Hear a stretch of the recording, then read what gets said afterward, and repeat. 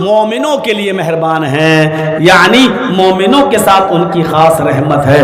جیسے آپ کو اپنے بچے کے ساتھ جو خاص لگاؤ ہوتا ہے وہ پڑوسی کے بچے کے ساتھ نہیں، حالانکہ پڑوسی کے بچے کے ساتھ بھی آپ کو ہمدردی ہے۔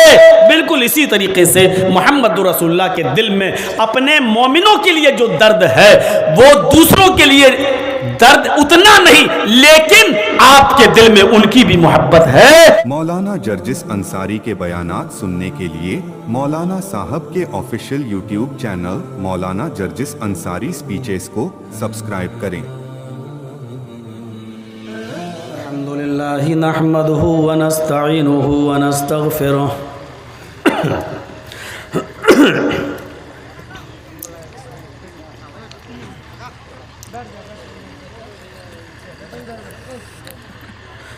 ونعوذ باللہ من شرور انفسنا ومن سیئات اعمالنا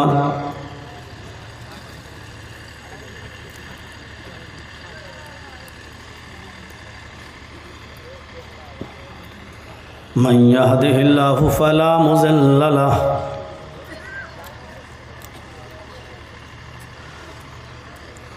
ومن یضللہ فلا ہادی لہ وأشهد أن لا إله إلا الله وحده لا شريك له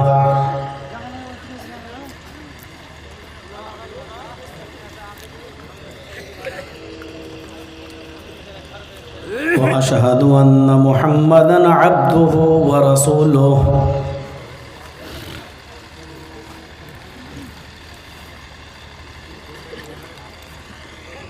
أما بعد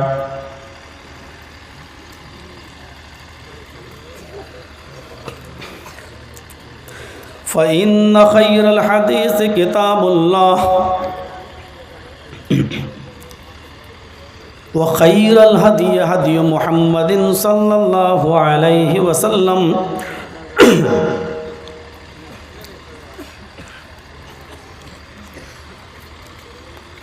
وشر الأمور محدثاتها وكل محدثة بدعة وَكُلَّ بِدْعَةٍ ضَلَالَةٍ وَكُلَّ ضَلَالَةٍ فِي النَّارِ۔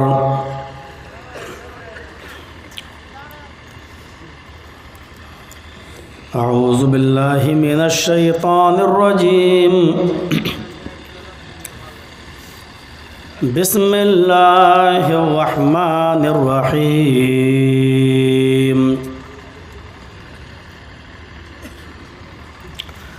لقد جاءكم رسول من أنفسكم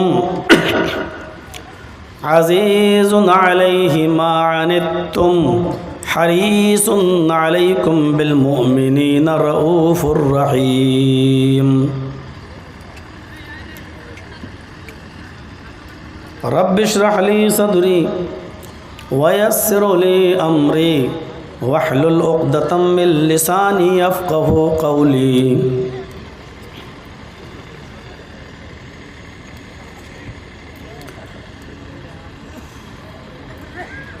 اسٹیج پر تشریف فرما معزز علماء کرام،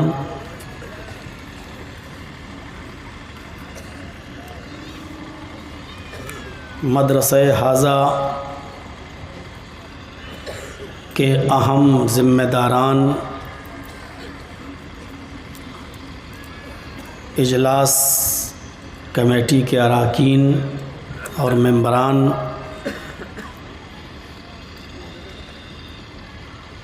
معزز سامعین حضرات،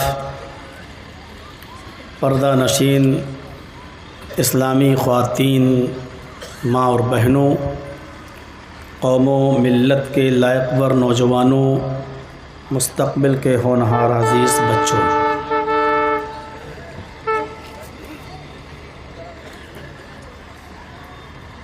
اللہ تبارک و تعالیٰ کا بہت بڑا احسان ہے کہ اس نے ہمیں اور آپ کو بہت سی نعمتوں سے نوازا ہے۔ اس نے ہمیں اور آپ کو انسان بنایا، مسلمان بنایا،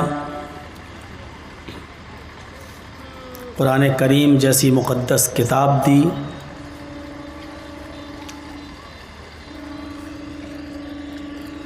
اور سب سے بڑی نعمت یہ ہے کہ اس نے ہمیں اور آپ کو جناب محمد رسول اللہ صلی اللہ علیہ وسلم کا امتی ہونے کا شرف بخشا۔ حضرت موسیٰ علیہ السلام بھی یہ کہا کرتے تھے کہ اللہ نے اگر مجھے رسول نہ بنایا ہوتا تو اس سے زیادہ خوش نصیبی میرے لیے یہ ہوتی کہ میں محمد رسول اللہ کا امتی ہوتا۔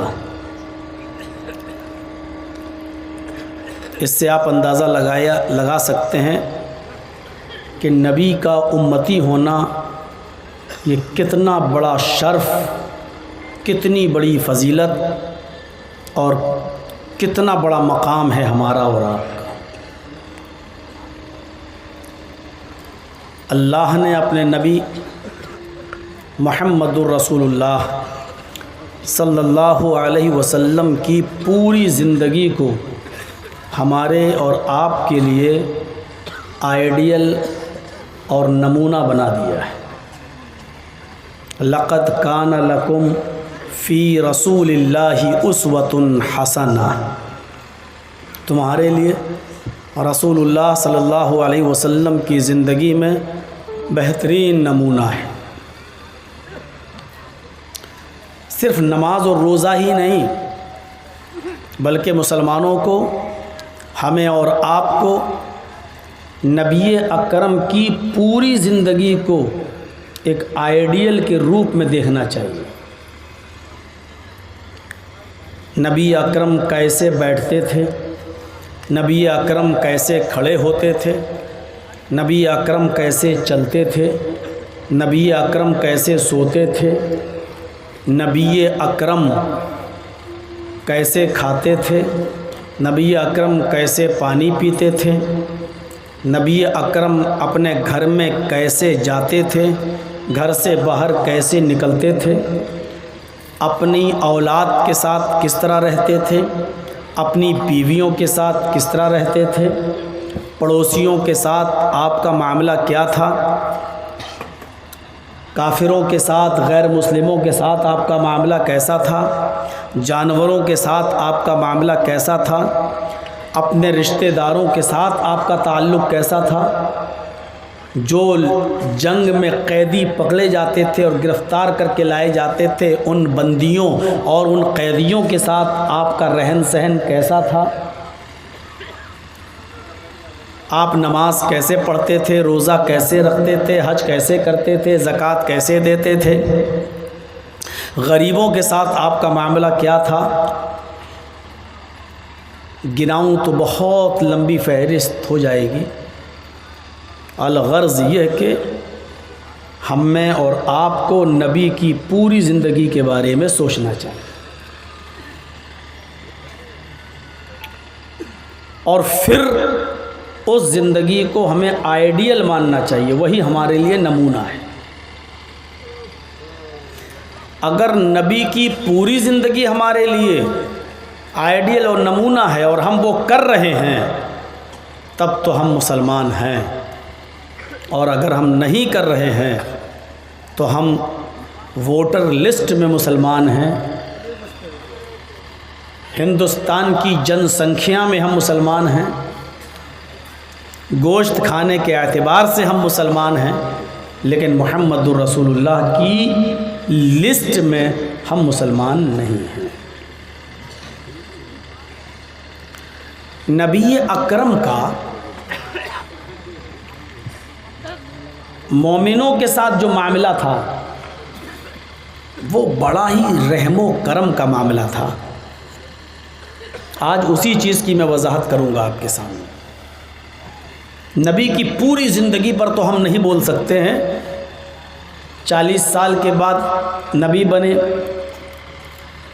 13 سال مکے میں رہے، 10 سال مدینے میں رہے، مکی زندگی، مدنی زندگی، پھر اس میں نبی کا بچپنا، نبی کی جوانی، نبی کا بڑھاپا، پھر نبی کے شروع کی زندگی کے ایام، پھر نبی کے بیچ کی زندگی کے ایام، پھر نبی کی زندگی کے آخری ایام.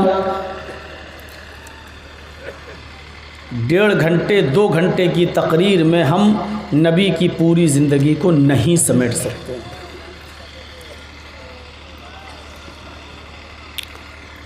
ہم صرف ایک چیز اٹھاتے ہیں جو قرآن کریم کے اندر اللہ تبارک و تعالیٰ نے نبی کی صفت بتائی ہے. لَقَدْ جَاءَكُمْ رَسُولٌ مِّنْ أَنفُسِكُمْ عَزِيزٌ عَلَيْهِ مَا عَنِتُّمْ حَرِيصٌ عَلَيْكُمْ بِالْمُؤْمِنِينَ رَءُوفٌ رَحِيمٌ. میں نہیں سمجھتا ہوں کہ اس آیت کے علاوہ مجھے کوئی اور آیت پڑھنے کی ضرورت پڑے گی.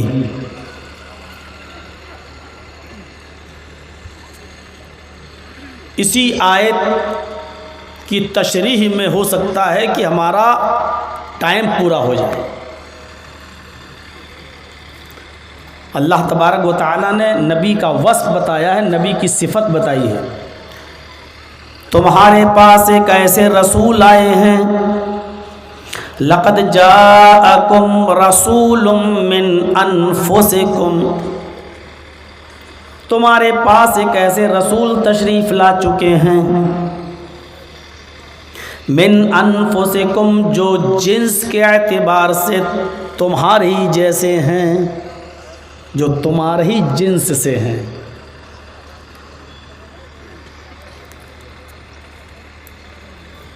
ظاہر ہے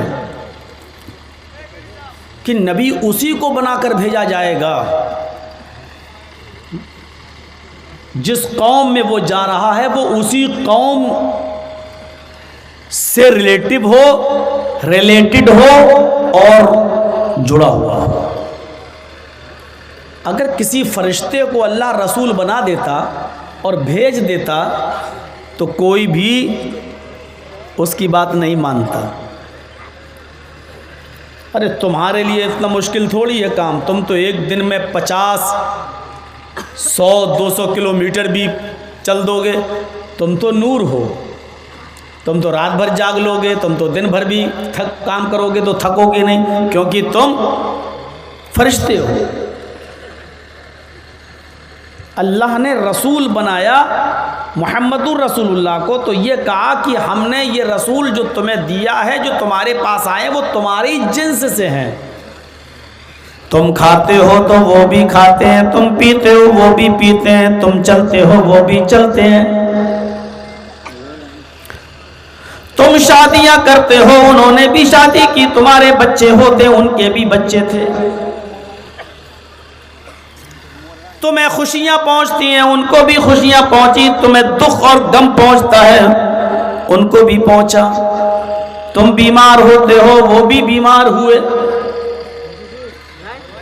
ابھی 15 منٹ نہیں ہوا بولتے ہوئے اور آپ لوگوں نے اٹھنا شروع کر دیا بیچ میں. ایسے لوگوں کو بالکل آگے بیٹھنا چاہیے اور نکل کے چلا جانا چاہیے آسانی کے ساتھ. الغرض وہ تمہارے ہی جیسا ہے، تمہارے ہی جنس سے ہے. اس کی سب سے بڑی خوبی کیا ہے؟ اس خوبی کو دیکھیے. اللہ نے کیا کہا؟ عزیز علیہ ما عنتم حریص علیکم.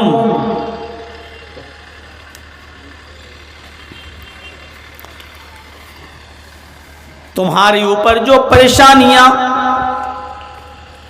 آتی ہیں، تمہیں جو غم جو پریشانیاں تمہیں لاحق ہوتی ہیں، ان پریشانیوں سے محمد الرسول اللہ کو بھی تکلیف ہوتی ہے. یعنی تمہاری پریشانی کو وہ اپنی پریشانی سمجھتے ہیں. عزیز علیہ ما عنتم، تمہارے اوپر جو مصیبتیں جو پریشانیاں آتی ہیں وہ اس کی اوپر شاخ گزرتی ہیں. یعنی درد تکلیف تمہیں ہوتی ہے اور درد محمد الرسول اللہ کو ہوتا ہے. حریص علیکم، وہ تمہارے فائدے کا ہمیشہ خواہش مند رہتا ہے، وہ چاہتا ہے کہ تمہیں کبھی کوئی تکلیف نہ پہنچے، ہمیشہ تم فائدے میں رہو، ہمیشہ تم پروفٹ میں رہو، لاس میں نہ جانے پاؤ۔ وہ تمہارے فائدے کا متمنی رہتا ہے، خواہش مند ہوتا ہے۔ بالمؤمنین رؤوف الرحیم، اور مومنوں کے ساتھ اس کا معاملہ بڑا ہی رحم و کرم کا ہے، وہ بڑا ہی مومنوں کے لیے مہربان ہے، مومنوں کے ساتھ اس کی رحمت کچھ خاص ہے، مومنوں کے ساتھ وہ خاص مہربان ہے۔ اس آیت میں کئی چیزیں بتائی گئی ہیں، ہر ایک پر میں نہیں چل سکتا۔ پہلی چیز، وہ رسول تمہارے درمیان آ چکے ہیں، آنے والے نہیں، آ چکے ہیں۔ جیسا کہ ہمارے بہت سے غیر مسلم بھائی انتظار کر رہے ہیں کہ آخری نبی آئے گا، ابھی آیا نہیں ہے۔ میرے اوپر اگر ہائی کورٹ کی کچھ باؤنڈیشن نہ ہوتی تو ہم ویدوں کے منتر وغیرہ پڑھتے، لیکن چونکہ کورٹ کی کچھ باؤنڈیشن ہے جس کی وجہ سے میں نے منتروں کو پڑھنا چھوڑ دیا ہے۔ آپ سے بھی گزارش ہے کہ اشتہاروں میں اب چترویدی لکھنا چھوڑ دیں۔ جب تک کورٹ کی طرف سے یہ باؤنڈیشن نہیں ہٹے گی، کیونکہ ہم جس ملک میں رہتے ہیں ہمیں وہاں کے قانون کو بھی ماننا پڑے گا، یہ ہماری مجبوری بھی ہے، اور سنویدھان کو ماننا یہ ہمارا ادھیکار حق بھی ہے، اور ہمیں اس کو ماننا بھی پڑے گا۔ تو پہلی چیز یہ کہ وہ آ چکا ہے۔ دوسری چیز یہ ہے کہ اس کو کسی اور جنس سے مت سمجھنا، وہ نور نہیں ہے، وہ آگ کا نہیں بنا ہے، اس کے اندر کوئی مشین فٹ نہیں ہے کہ وہ تھکتا نہیں ہے، نہیں، وہ تمہاری جنس سے ہے، جو تم ہو وہی۔ قل انما انا بشر مثلکم، اے نبی کہہ دو کہ میں تمہاری طرح کا ایک بشر ہوں، تمہاری طرح کا انسان ہوں۔ اعلان بھی کر دیا، کہہ دو کہ میں ایک بشر، ایک انسان، وہ بھی تمہاری طرح کا، مثلکم، بالکل تمہاری طرح، کھانے پینے میں، اٹھنے بیٹھنے میں، چلنے پھرنے میں، نبوت میں نہیں۔ اب جو لوگ وہاں سے آ رہے ہیں ان کو وہیں بٹھائیے پیچھے، آگے بتانے دیجیے۔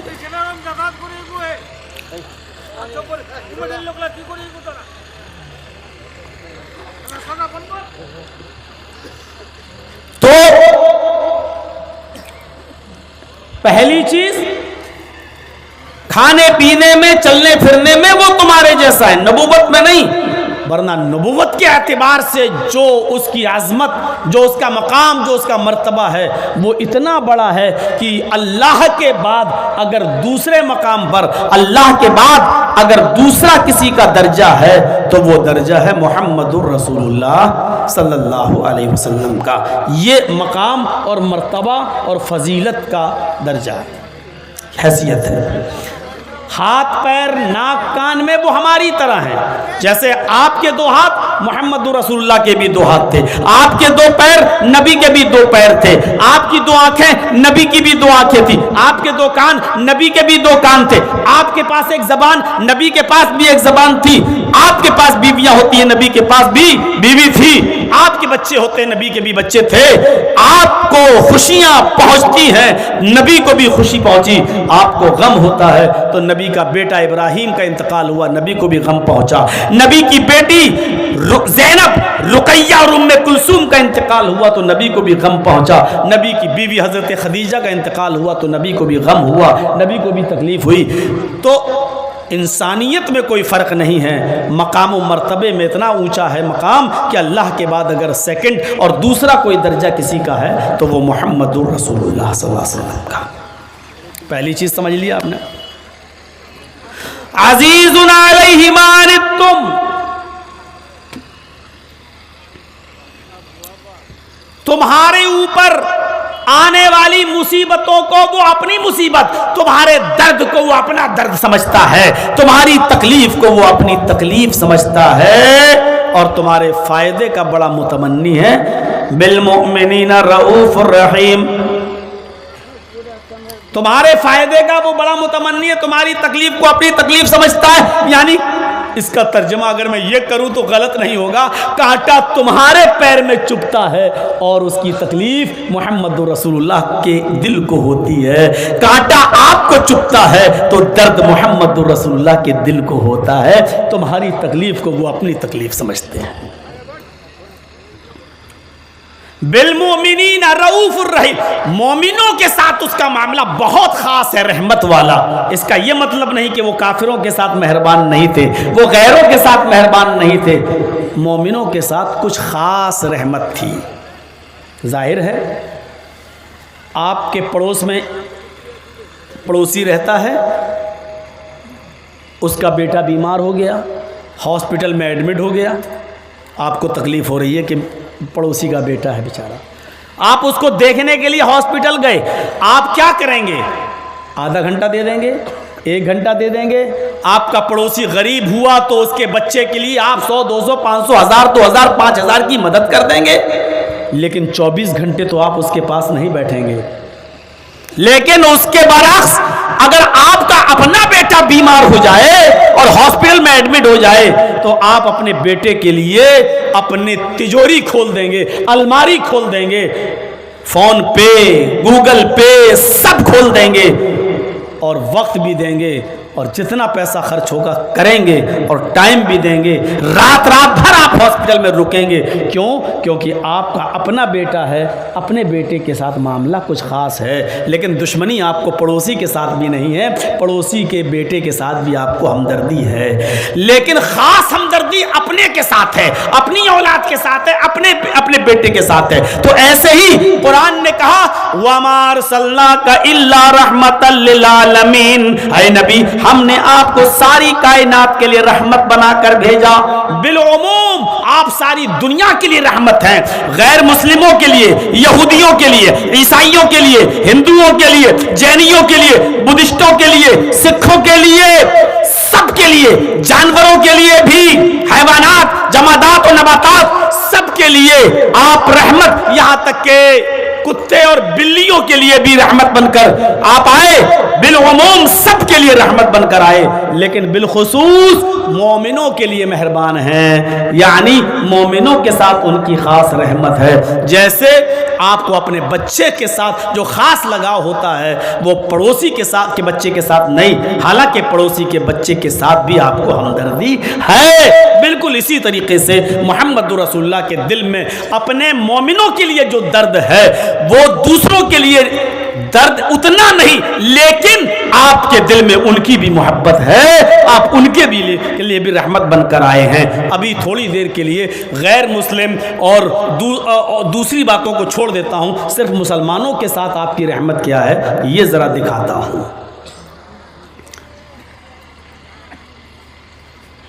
مسواک کرتے ہیں نا، اس مسواک کی اہمیت آپ کو معلوم ہے کیا ہے؟ ابھی تک نہیں جانتے ہو تو سن لو، ابھی تک آپ نے وہی سنی ہوں گی، ضعیف حدیثیں آپ کے سامنے آئی ہوں گی، مسواک کر کے نماز پڑھو تو نماز میں 70 گنا اضافہ ہو جاتا ہے، نماز میں 70 گنا زیادہ ثواب ملتا ہے۔ اس حدیث کا نہ کوئی سر ہے نہ پیر ہے، ضعیف حدیث ہے۔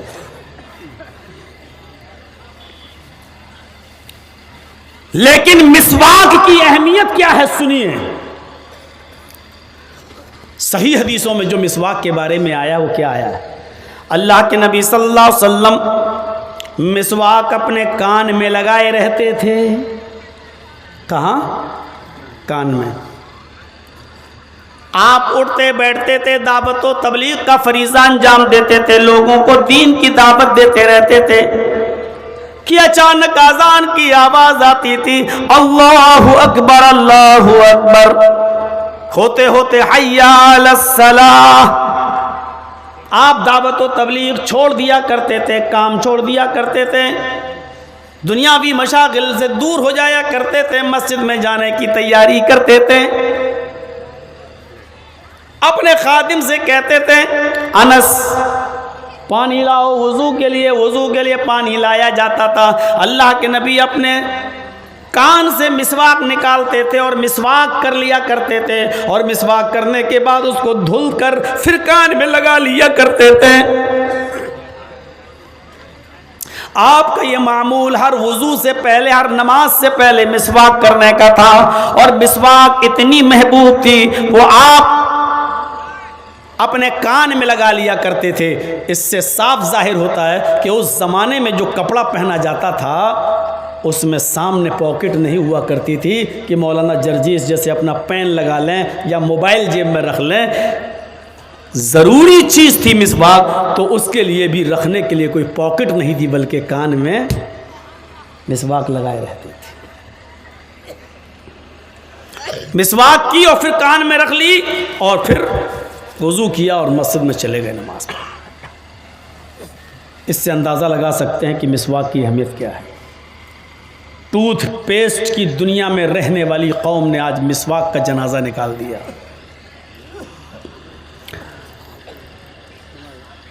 حضرت عائشہ بیان کرتی ہے بخاری شریف کی حدیث کہ اللہ کے نبی مرض الموت میں مبتلا ہو گئے، آپ کا آخری دن تھا۔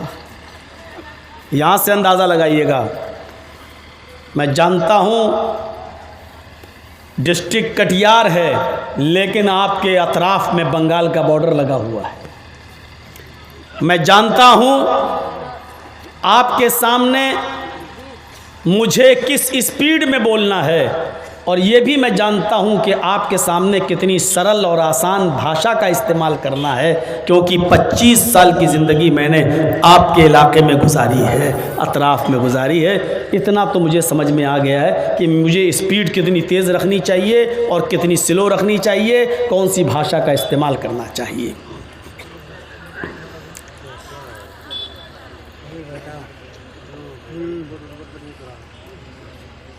تو میرے بھائیوں سنیے، آخری دن حضرت عائشہ فرماتی ہیں کہ اللہ کے نبی میری گود میں سر رکھ کر لیٹے ہوئے تھے۔ گود یہاں ران پر نبی سر رکھے تھے اپنا حضرت عائشہ کے اور لیٹے ہوئے تھے۔ اتنے میں میرے بھائی گھر میں تشریف لائے۔ حضرت عائشہ کہہ رہی میرے بھائی گھر میں آئے اور وہ مسواک کر رہے تھے۔ اللہ کے نبی صلی اللہ علیہ وسلم کی نظر مسواک پر پڑی۔ آپ نے عائشہ سے کہا، اشارہ کیا مسواک۔ حضرت عائشہ کہتی میں نے پوچھا کہ آپ مسواک کریں گے؟ آپ نے سر سے کہا، اشارہ کیا جی۔ حضرت عائشہ فرماتی ہیں کہ وہ مسواک میں نے اپنے بھائی سے لے لی اور میں نے اپنے نبی، اپنے شوہر کو، اپنے ہسبینڈ کو وہ مسواک دے دی۔ اللہ کے نبی نے وہ مسواک کرنا شروع کر دیا۔ تھوڑی دیر کے بعد مجھے دے دیا، یعنی سخت ہے، ٹائٹ ہے، میرے دانت اس کو چبا نہیں پا رہے ہیں۔ حضرت عائشہ نے کہا کیا اس کو میں نرم کر دوں؟ کہا جی، اشارہ کیا ہاں۔ حضرت عائشہ فرماتی ہیں کہ میں نے اس مسواک کو اپنے دانتوں سے کھونچ دیا، ایسے کر کے چبا کر اس کو میں نے نرم کر دیا، ملائم کر، سافٹ کر دیا، اور وہ مسواک میں نے اللہ کے نبی کو، اپنے شوہر کو دے دی۔ جب ان کو منع کر رہے ہیں تو آپ لوگوں کو بھی نہیں بنانا چاہیے قاعدے سے، لیکن چلو یوٹیوب پہ تو ڈالو گے نہیں، کوئی بات نہیں، ٹھیک ہے بناؤ، اتنا تو حق ہے آپ کو۔ چندہ دیے ہو نا مدرسے کو؟ ٹھیک ہے۔ میں نے اس کو اپنے دانتوں سے کوچ دیا، سافٹ کر دیا اور دے دیا۔ اللہ کے رسول نے اس مسواک کو اپنے منہ میں لگا لیا۔ آخری وقت ہے اور مسواک نہیں بھول رہے ہیں، اس سے اندازہ لگائیے مسواک کی اہمیت کا۔ پوچھ دیا۔ فرماتی ہیں کہ مجھے اس بات کی خوشی ہوئی، حضرت عائشہ کہتی ہیں مجھے اس بات کی خوشی ہوئی کہ آخری وقت میں، آخری دن اللہ کے نبی نے میری جھوٹی مسواک کی، یعنی میرا لعاب، میرا تھوک اللہ کے رسول کے تھوک سے مل گیا، میری جھوٹی مسواک اللہ کے نبی نے کی۔ شوہر اور بیوی کے درمیان یہ بڑا پیار کا رشتہ ہوتا ہے کہ دونوں ایک دوسرے کی جھوٹی چیزیں استعمال کریں. اللہ کے رسول صلی اللہ علیہ وسلم دیکھتے تھے حضرت عائشہ ہڈی دار گوشت کھا رہی ہوتی تھی، آپ جاتے تھے پیچھے سے جا کے ان کی دونوں آنکھیں بند کر لیتے تھے ایسے. آج یہ پیار کی ساری کنڈیشن ختم ہو گئی، اس لیے طلاقیں ہو رہی ہیں. آج بیوی پیار اس کو مانتی ہے جب تک اس کو فیئر اینڈ لولی لا کے نہ دے دو، جب تک پاؤنڈز لا کے نہ دے دو. اگر آپ یہ لائیں گے تو پیار مانا جائے گا. اگر پیچھے سے آپ نے آنکھیں بند کر لی، اچھا آ گئے نوٹنکی کرنے، آ گئے پیار جتانے. کریم لائے ہو؟ نہیں. چلو جاؤ یہاں جھاڑو. معیار ہی بدل گیا. حضرت عائشہ کہتی آنکھیں پیچھے سے بند کر لیتے تھے میری ایسے، اور میرے ہاتھ کی ہڈی کو چھین لیتے تھے اور کہتے تھے عائشہ، پھر چھوڑ دیتے تھے میری آنکھیں. عائشہ تم یہی کھا رہی تھی نا؟ ہاں. اچھا کہاں سے کھا رہی تھی؟ کھا رہی تھی نہیں، کہاں سے کھا رہی تھی؟ دونوں چیزوں کو دیکھو. عائشہ یہی کھا رہی تھی نا؟ ہاں. کہاں سے کھا رہی تھی؟ حضرت عائشہ نے کہا یہاں سے. دیکھیے دانت کا نشان بنا ہے نا، یہاں سے. اللہ کے رسول اسی جگہ پر اپنا ہونٹ لگا دیتے تھے اور وہیں سے کھانا شروع کر دیتے تھے. یہ محبت کی وہ عملی مثال ہے جو فلمی دنیا میں کام کرنے والے نٹ اور نٹنی، جن کو تم ہیرو اور ہیروئنیں کہتے ہو، یہ تم کہو، ہم نے تو نٹ اور نٹنی کہہ دیا، جو آج رومانس کر کے اور کپڑے اتار کر بھی محبت کا یہ اعلیٰ معیار ثابت نہیں کر پائے اور دنیا کو نہیں سکھا پائے کہ میاں اور بیوی کی اصلی محبت کی شروعات کہاں سے ہوتی ہے. سیکھو محبت. اور اللہ کے رسول نے رومانس کر کے بھی سکھلایا، لیکن بیہودہ رومانس نہیں. کپڑے اتارو، ناچو، مٹکو، کمرے دکھاؤ اور اتنا ہلکا کپڑا پہنو کہ پتہ چل جائے کہ تمہاری کمر کا سائز کیا ہے اور تمہاری باڈی کا سائز کیا ہے. تھوڑی دیر کے لیے یہ میرے وہ جملے ہیں جو میں بہت احتیاط کے ساتھ بول رہا ہوں. اب تھوڑا سا اگر میں لمٹ کراس کروں گا تو پھر پتہ نہیں میں کیا کیا بول جاؤں گا. یہ میں نے اپنے آپ کو بہت سنبھالا تو میں اتنا بول پایا ہوں. ابھی دلی ممبئی میں تقریر کر رہے ہوتے تو ہم کچھ اور بول دیے ہوتے، لیکن ہم آپ سے خطاب کر رہے ہیں ان لوگوں سے جنہوں نے 25 سال تک ہمیں برداشت کیا اور اپنے علاقے میں مدرسے والوں کو پریشان کیا کہ آئیں گے تو جرجی صاحب، نہیں تو کوئی نہیں. 25 سال تک کسی مولانا کو سن لینا اور برداشت کر لینا یہ بہت بڑی بات ہوتی ہے.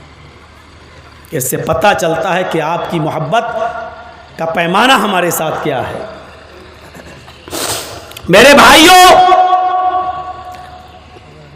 حضرت عائشہ کہتی ہیں میری جھوٹی مسواک اللہ کے نبی نے کی، اور مسواک کرتے کرتے چونکہ کمزوری تھی گر گئی مسواک آپ کی داڑھی پر، اور پانی کا بھرا ہوا برتن وہیں رکھا تھا. دیکھیے اللہ کے نبی نے دونوں ہاتھ پانی کے برتن میں ڈالے اور پانی کے برتن میں ڈال کر دونوں ہاتھوں کو پانی سے بھگو کر تر کر کے باہر نکالا اور اپنے جسم پر ملنے لگے. یہ پانی میں ہاتھ ڈالتے اور اپنے جسم پر ملتے.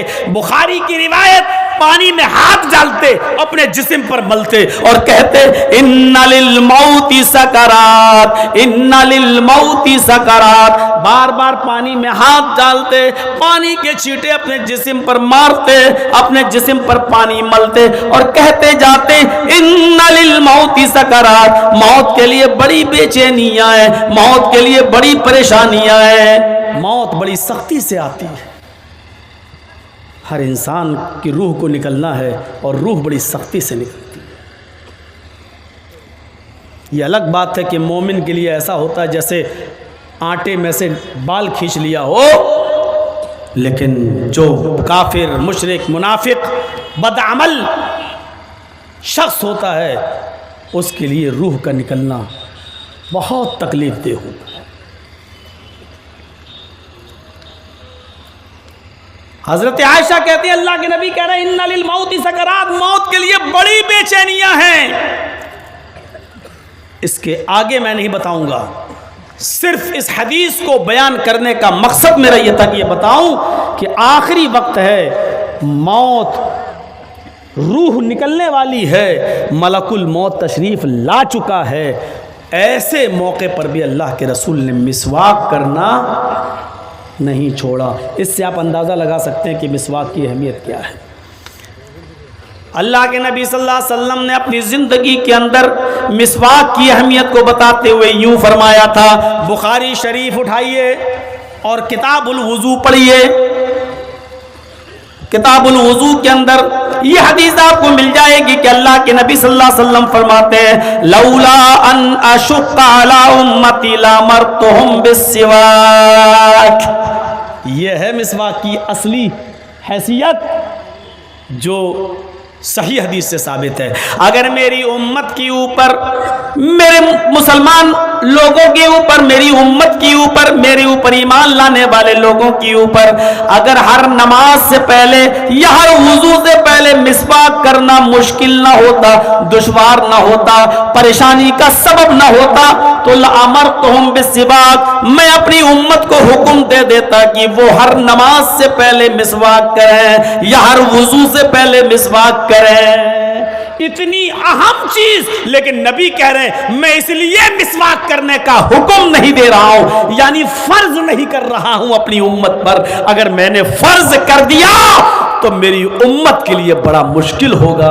ہر نماز سے پہلے مسواک کہاں ڈھونڈیں گے؟ اور آج دیکھ لیجئے، آپ کے لیے تو بہت آسان ہے، گاؤں دیہات کے رہنے والے ہیں، آپ مسواک پیڑ کے توڑیں گے اور کر لیں گے، جنگل میں جائیں گے پیلو کی مسواک لے لیں گے، کر لیں گے. لیکن ہم جیسے لوگوں سے پوچھو جو اب اٹاوا چھوڑ کر لکھنؤ میں رہ رہے ہیں، بیچوں بیچ لکھنؤ کے شہر میں ہمارا مکان، ہمارا فلیٹ، وہاں ہم رہ رہے ہیں، دور تک پیڑوں کا اور درختوں کا پتہ نہیں ہے. ہم لوگوں کو اگر مسواک بھی لینے جانا پڑتا ہے تو امین آباد یا حسین گنج، حضرت گنج کی طرف جانا پڑتا ہے. اور جب کبھی سفر کیا تو دو چار مسواک لا کر فریج میں رکھ لیتے ہیں. میرے بھائیوں ذرا تصور کیجئے کہ شہر میں رہنے والے لوگوں کے لیے مسواک توڑنا اور مسواک کرنا ہر نماز سے پہلے کتنا مشکل ہوتا. اگر فرض کر دیا جاتا تو کتنی دشواری ہوتی. فرمایا لولا ان اشق علی امتی لامرتهم بالسواک، میری امت پر اگر مشکل نہ ہوتا، دشوار نہ ہوتا تو میں اپنی امت کے اوپر فرض کر دیتا مسواک کرنا ہر وضو سے پہلے، ہر نماز سے پہلے.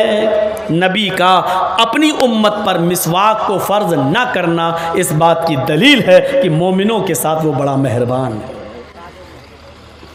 بالمؤمنین رؤوف الرحیم، مومنوں کے ساتھ وہ بڑا مہربان ہے، مومنوں کے ساتھ اس کا بڑا خاص معاملہ ہے، رحم. دیکھیے 5 وقت کی نماز فرض ہے، سب پر ہے، اور نماز ایسی عبادت ہے جو کسی بھی حال میں معاف نہیں ہے، کسی بھی کنڈیشن میں معاف نہیں ہے. اللہ کے نبی جہاں نماز کو اتنا مشکل بنا رہے ہیں کہ کسی بھی کنڈیشن میں معافی نہیں دے رہے ہیں، وہیں آپ مریضوں کے ساتھ، بھائی نماز آپ کیوں چھوڑو گے؟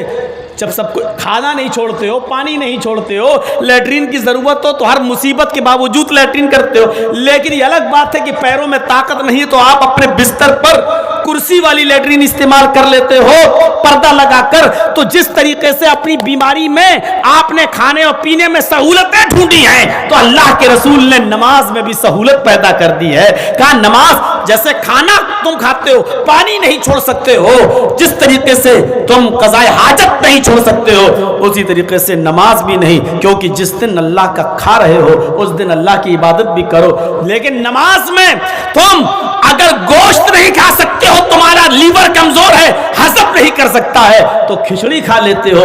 اسی طریقے سے اگر تم کھڑے ہو کر نماز نہیں پڑھ سکتے ہو تو بیٹھ کر پڑھ لو، لیکن پڑھ لو. بیٹھ کے نہیں پڑھ سکتے ہو تو لیٹ کے پڑھو، لیکن پڑھ لو. اگر تم کھچڑی بھی نہیں کھا سکتے ہو تو ناک کے اندر نلی ڈال کر آپ کو لکوڈ چیزیں دی جاتی ہیں، جوس وغیرہ پائپ کے ذریعے آپ کے پیٹ تک پہنچایا جا رہا ہے۔ اگر یہ کنڈیشن تمہاری آ جاتی ہے لیکن پھر بھی کھانے پینے کی چیزیں تمہیں مل رہی ہیں تو عبادت بھی کرو، چاہے اشارے سے کرو، چاہے ہونٹ ہلا کے کرو، لیکن تمہیں عبادت کرنا ہے۔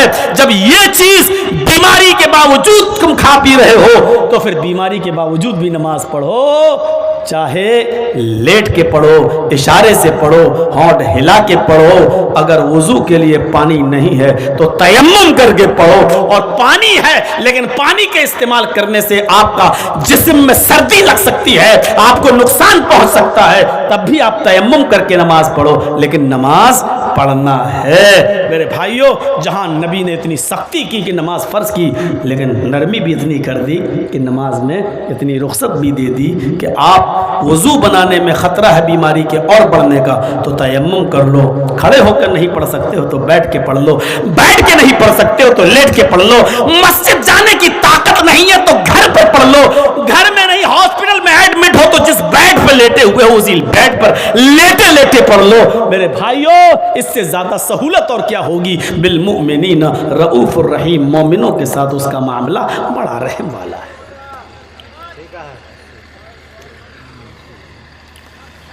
کتنا رحم ہے۔ روزہ فرض ہے، اور روزہ ایسا فرض ہے، سنیے، شاید سنایا تو ہو آپ کے علاقے کے علماء نے لیکن ذہنوں میں نہ بیٹھا ہو تو سنیے، روزہ فرض ہے۔ کون سا؟ رمضان والا فرض ہے، اور ایسا فرض ہے کہ ایک روزہ بھی آپ جان بوجھ کر چھوڑ نہیں سکتے۔ کتنا سخت حکم ہے۔ اللہ کے نبی نے یہاں تک فرما دیا، اگر عمدن قصدن، جان بوجھ کر اگر ایک روزہ چھوڑ دیا، میری بات کو غور سے سننا، عمدن قصدن، جان بوجھ کر، یعنی بیماری نہیں تھی، بخار نہیں تھا، فیور نہیں تھا، سر میں درد نہیں تھا، بیماری کچھ نہیں تھی، اور تھک گئے 15-16 رکھ کر ایک چھوڑ دیتے ہیں، بعد میں پورا کر لیں گے۔ اگر ایک چھوڑ دیا تو اللہ کے نبی فرماتے ہیں اس ایک چھوٹے ہوئے روزے کے ثواب کو پانے کے لیے اگر تم رمضان کے روزے ختم ہو جانے کے بعد پورا کرنا چاہو، اس چھوٹے ہوئے روزے کے ثواب کو پہنچنا چاہو تو اس ایک روزے کے عوض پوری زندگی بھر روزے رکھ لو۔ 90 سال تک بھی حدیث آئی، 90 سال تک روزہ رکھ لو، یعنی پوری زندگی تم روزہ رکھ لو، تب بھی تم اس چھوٹے ہوئے روزے کے ثواب کو نہیں پہنچ سکتے ہو، اس چھوٹے ہوئے روزے کے مقام کو نہیں پا سکتے ہو۔ آپ اندازہ لگا سکتے ہیں۔ دیکھ رہے ہیں کتنا زبردست فرض ہے روزہ، جان بوجھ کر چھوڑو گے تو گناہ کیا ہے؟ اب اس کی ترازو تو نہیں ہے میرے پاس کہ میں بتاؤں کتنے کلو گناہ پڑے گا، لیکن اس حدیث سے آپ اندازہ لگا سکتے ہیں کہ پوری زندگی اگر روزہ رکھتے رہو تب بھی اس چھوٹے ہوئے روزے کے ثواب کو کے برابر ثواب نہیں پا سکتے ہو۔ آپ نے امام ابن سیرین کا خواب دیکھا ہے، سنا ہے؟ تاریخ خطیب بغدادی کے اندر نقل کیا گیا ہے کہ ان کے گھر کچھ مہمان آ گئے، ان کے گھر کچھ مہمان آ گئے تو وہ اپنے مہمانوں کو کھانا کھلانے کے چکر میں لیٹ ہو گئے اور عشاء کی نماز جماعت کے ساتھ نہیں پڑھ سکے۔ وہ اپنے محلے کی مسجد میں گئے تو پتہ چلا جماعت ہو گئی۔ انہوں نے کہا اب کیا کریں؟ انہوں نے سوچا چلو فلاں مسجد میں بھی جماعت ہوتی ہے، وہاں گئے۔ دوسری مسجد میں گئے، پتہ چلا ادھر بھی جماعت ہو گئی۔ تیسری مسجد میں گئے، پتہ چلا ادھر بھی جماعت ہو گئی۔ انہوں نے اپنے شہر کی بہت سی مسجدیں ڈھونڈ ڈالی لیکن ان کو جماعت نہیں ملی۔ آخرکار پھر لوٹ کر آئے اور کہنے لگے میں نے ساری مسجدیں اس لیے دیکھی کہ جماعت کا ثواب 27 گنا زیادہ ہے اکیلے نماز پڑھنے سے، تو میں نے سوچا کہ جماعت کے ثواب کو مل جائے مجھے، لیکن اب جماعت ہر جگہ ہو گئی۔ جبکہ مہمان آئے تھے ان کے یہاں، امام ابن سیرین نے اس چھوٹی ہوئی نماز کو قضا کو انہوں نے سوچا چلو جماعت کے برابر ثواب پانے کے لیے کام کرتے ہیں، ہم عشاء کی نماز 27 بار پڑھتے ہیں۔ جب 27 گنا زیادہ ثواب ہے جماعت کے ساتھ نماز پڑھنے کا تو ہم 27 بار عشاء کی نماز پڑھتے ہیں، جماعت کے برابر ثواب مل جائے گا۔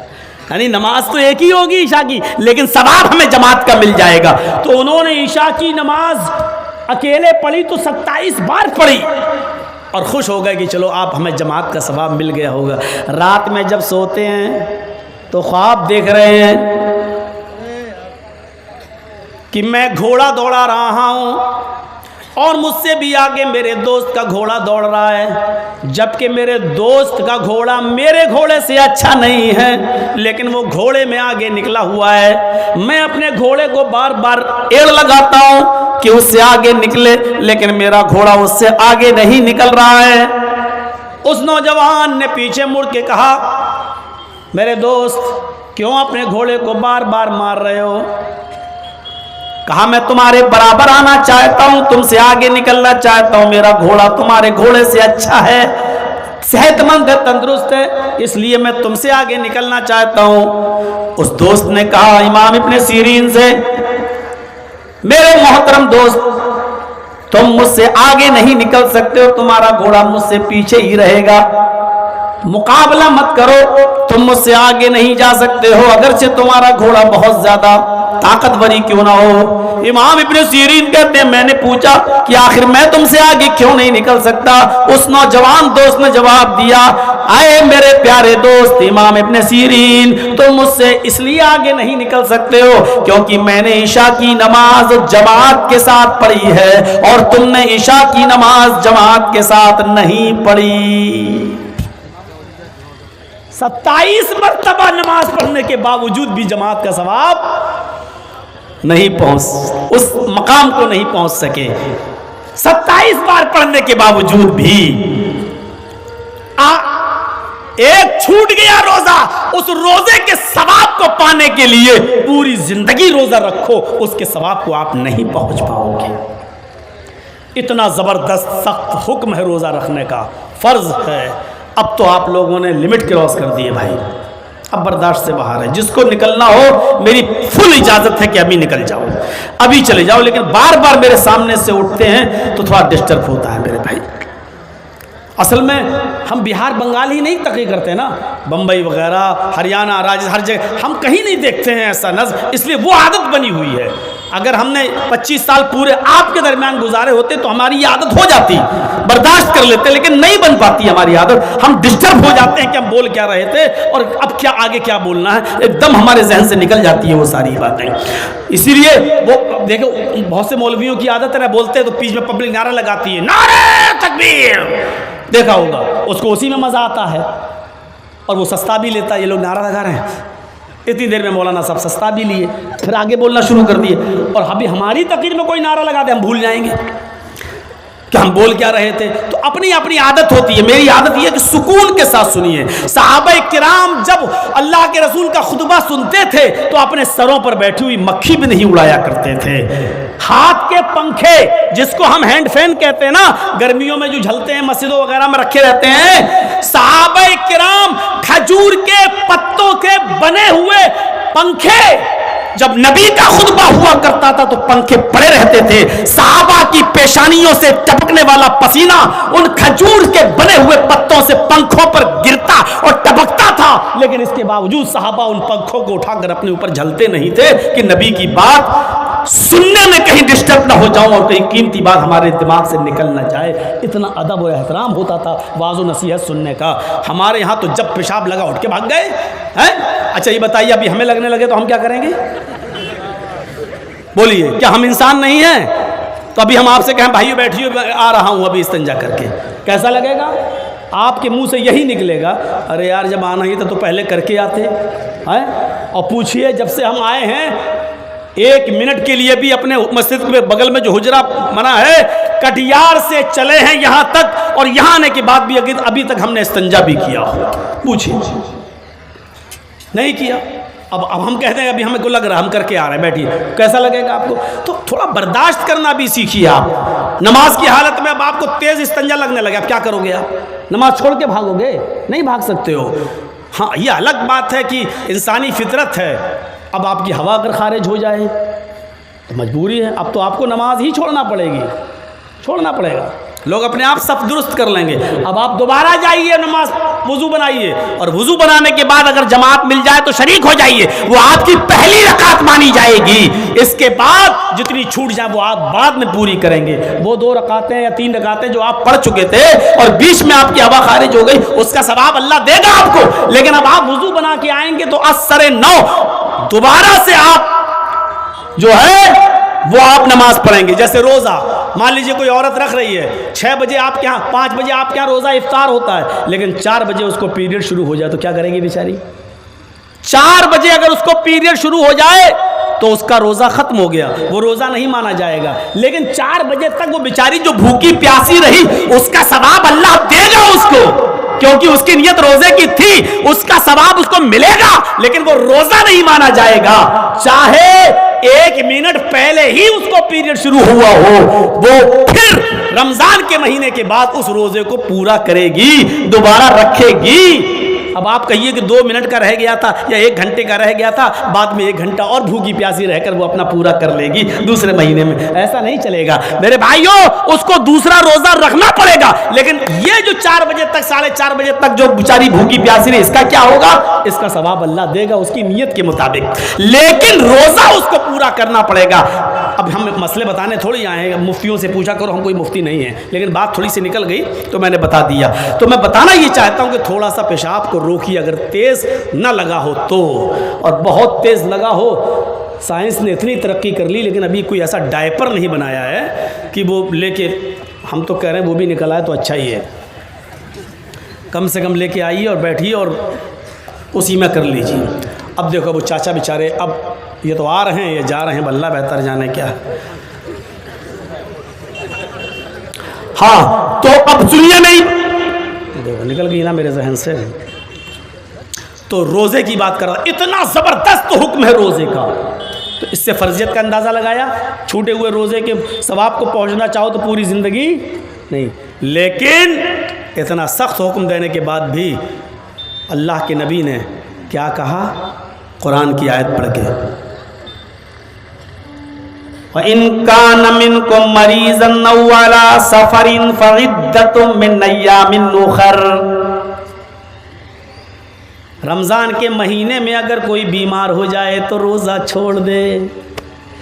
رمضان کے مہینے میں روزہ رکھتے رکھتے کوئی بیمار ہو جائے تو روزہ ترک کر دے, چھوڑ دے. یا کسی کو سفر پیش آ جائے, مسافر کہیں سفر کرنا ضروری ہو اور سفر پہ ہو تو وہ روزہ چھوڑ دے.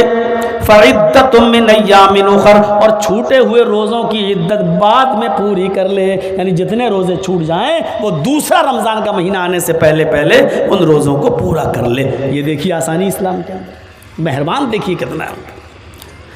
حاملہ عورت جس کے پیٹ میں بچہ ہے, ماں جب کھاتی ہے تو بچے کی باڈی کو لگتا ہے, ماں کھائے گی ہی نہیں تو بچے کو کیا لگے گا. اس لیے کہا اگر کوئی عورت حاملہ ہے, پریگننٹ ہے, اس کے پیٹ میں بچہ ہے اور رمضان کا مہینہ شروع ہو گیا ہے, اگر اس کو ڈر ہے کہ میں روزہ رکھوں گی تو بچہ ضائع ہو جائے گا, بچے کی نشوونما نہیں بڑھے گی, تو اس عورت کو بھی حکم ہے کہ وہ عورت روزہ چھوڑ دے. اب روزہ چھوڑ دیا, پورے روزے چھوڑ دیے 1 مہینے کے. اب دیکھیے اب کیا ہوا, بچہ پیدا ہو گیا. اب قرآن بھی, حدیث, اللہ کے نبی کیا کہتے ہیں, اب دودھ پلانے کی ذمہ داری عورت کی, اب دودھ بھی پلائے گی تو مرضیہ. اب اگر دودھ پلانے والی عورت کو ڈر ہے کہ اگر میں روزہ رکھوں گی تو دودھ نہیں بنے گا, کیونکہ کھاؤں گی تو دودھ بنے گا, اور دودھ بنے گا تو بچہ پیے گا. اب ہم اگر روزہ رکھتے ہیں تو بچہ بھوکا رہے گا. اللہ کے نبی جو رحمت للعالمین بن کر آئے اور بالمومنین رؤوف الرحیم, جو مومنوں کے لیے بڑے ہی مہربان ہے, وہ کیا حکم دیتے ہیں کہ ایسی مرضیہ دودھ پلانے والی عورت روزہ چھوڑ دے, اس لیے کہ اس کے پیٹ کے بچے کو اگر خطرہ ہے کہ اس کو دودھ نہیں ملے گا, وہ بھوکا پیاسا رہے گا, اور اس بچے کی غذا صرف ماں ہی کا دودھ ہے, اوپر کا کوئی دودھ نہیں پیتا ہے اور اوپر کی کوئی چیز نہیں کھاتا ہے, تو ایسی عورت کو روزہ چھوڑ دینا چاہیے اور بعد میں ان کو پورا کرے. اب ظاہر ہے یہ حمل کے روزے چھوڑے, حمل میں چھوڑے، پھر بچہ پیدا ہوا، پھر دودھ پلا رہی ہے، رمضان کا مہینہ آ گیا، اب 2 سال کے روزے چھوٹ گئے، تو اب کوئی فرق نہیں پڑتا، بعد میں وہ پورے کرے گی، بعد میں۔ اندازہ لگا سکتے ہیں یہ رحمت ہے نبی اکرم۔ ہم دیکھیں مسلمانوں مومنوں کے ساتھ کتنا رحم کا معاملہ ہے اس کا۔ 3 لوگوں پر مشتمل جماعت اللہ کے نبی صلی اللہ علیہ وسلم کے گھر گئے، 3 صحابی نبی کے گھر جا رہے ہیں، بخاری کتاب النکاح پڑھ کے دیکھیے، نبی کے گھر گئے، نبی کی بیویاں ملی، نبی نہیں تھے، انہوں نے اللہ کے نبی کی عبادت کے بارے میں پوچھا، یسألون عن عبادت النبی صلی اللہ علیہ وسلم، بخاری کتاب النکاح کے الفاظ، ان تینوں صحابیوں نے پوچھا نبی کی بیویوں سے کہ اللہ کے نبی عبادت کتنی کرتے تھے۔ دیکھیے 3 لوگ ہیں، 3 صحابی، اور نبی کی عبادت کے بارے میں پوچھ رہے ہیں، انہوں نے بتا دیا اتنا سوتے تھے، اتنا نماز پڑھتے تھے، رات میں اتنی عبادت کرتے تھے، اتنا روزہ رکھتے تھے، اتنا چھوڑتے، سب بتا دیا۔ اب یہ تینوں جب باہر آئے کأنہم تقالوہا، بخاری کے الفاظ، اللہ کے نبی کی عبادت کو انہوں نے کم سمجھا۔ دیکھیے تینوں آپس میں کیا باتیں کرنے لگے، دیکھو نبی تو عبادت کم بھی کریں گے تو چلے گا کیونکہ وہ نبی ہیں، وہ تو بخشے بخشائے ہیں، وہ تو جنتی ہیں، وہ تو اللہ کے رسول ہیں، وہ تو جنت میں ویسے ہی جائیں گے، اگر وہ عبادت کم بھی کریں تب بھی اللہ ان کو جنت دے گا، ہمیں نبی سے زیادہ عبادت کرنی چاہیے۔ ان تینوں کی پلاننگ دیکھیے کیا تھی، ہمیں نبی سے زیادہ عبادت کرنی چاہیے۔ انہوں نے کہا، تینوں نے، ہاں صحیح ہے، ہمیں بہت زیادہ عبادت کی ضرورت ہے، اگر جنت چاہیے تو ان میں ایک صحابی کھڑے ہیں، کیا کہتے ہیں، ان تینوں کی باتیں سنیں گے تو ہنسی آئے گی۔ ایک نے کہا آج کے بعد میں رات بھر نماز پڑھوں گا، کبھی نہیں سوؤں گا، میں نماز ہی پڑھوں گا، رات میں سونا بند میرا، پوری رات اللہ کی عبادت کروں گا۔ کام اچھا تھا، کوئی انڈیا اور آسٹریلیا کے میچ دیکھنے کی بات نہیں کر رہے تھے، وہ ہماری طرح رات کے اندر کوئی آرکیسٹرا آئی ہوئی ہے ناچنے والی، اس میں رات جاگنے کی بات نہیں کر رہے تھے۔ وہ کیا بات کر رہے، آج کے بعد پوری رات ہم اللہ کی عبادت کریں گے، نماز پڑھیں گے، سوئیں گے ہی نہیں، پوری زندگی کبھی نہیں سوئیں گے اب رات میں ہم۔ دوسرے نے کہا رات تو تم نے لے لی، دن میرا، آج کے بعد میں کبھی روزہ ہی نہیں چھوڑوں گا، پے در پہ مسلسل کنٹینیو روزہ ہی رکھتا رہوں گا دن میں، ہم پوری زندگی دن میں روزہ رکھیں گے، کبھی چھوڑوں گا ہی نہیں۔ انا اصوم ولا اترکو ابدا، میں دن میں روزہ رکھوں گا اور کبھی نہیں چھوڑوں گا۔ تیسرے نے کہا یا اللہ دن میں تم نے روزہ لے لیا، رات میں تم نے نماز لے لی، اب میں کیا کروں؟ تو تیسرا 2 قدم آگے بڑھا، اس نے کہا میں دن میں روزہ بھی رکھوں گا اور رات میں نماز بھی پڑھوں گا، وَأَنَا أَعْتَزِلُ النِّسَاءَ، اور اپنی بیوی کے قریب بھی نہیں جاؤں گا، یعنی بیوی کو بھی چھوڑ دوں گا، طلاق نہیں، بیوی کو چھوڑ دوں گا، مطلب نہیں جاؤں گا قریب، مطلب میں بیوی سے ملوں گا ہی نہیں، ملوں گا تو بچے ہوں گے تو پھر ان کو کماؤ کھاؤ، ان کو کھلاؤ، دنیا بھر کے جھمیلے میں پڑو، پھر دن بھر محنت کرو، ہم بیوی کے قریب ہی نہیں جائیں گے، نہ جائیں گے قریب، نہ ہوں گے بچے، نہ بجے گا، نہ رہے گا بانس، نہ بجے گی بانسری، ہم بیوی سے ہی الگ ہو جاتے ہیں۔ اور یہ تینوں لوگوں نے عبادت کی بات کی ہے، کوئی الٹے سیدھے کام کرنے کے لیے نہیں۔ نوجوانوں ذرا سنیے گا، کہ رات بھر جیو اور ایئرٹیل میں ملتا نہیں ہے نا آپ کو 2 GB اور 1.5 GB جو چلا رہے ہیں نا آپ، اور اس میں پوری رات جو ختم کر رہے ہیں ناچ اور گانا اور ڈانس دیکھ کر، ذرا سنیے گا، اللہ کے نبی صلی اللہ علیہ وسلم نے رات بھر نماز پڑھنے کی بھی اجازت نہیں دی، دن بھر روزہ رہنے کی بھی اجازت نہیں دی، اور بیوی کو چھوڑنے کی بھی اجازت نہیں دی۔ جب رات بھر نماز پڑھنے کے لیے جاگنا جائز نہیں ہے تو رات بھر تم یوٹیوب میں خراب کرنا کہاں سے جائز ہو جائے گا؟ اور رات بھر میچ دیکھنا اور کھیلنا کیسے جائز؟ جب نماز پڑھنا عبادت کرنا جائز نہیں ہے اور نبی نے منع کیا ہے، اور سوچو جب نماز جیسی ہم عبادت نہیں کی جا سکتی ہے رات بھر، تو تم نٹ اور نٹنیوں کی فلمیں دیکھو گے۔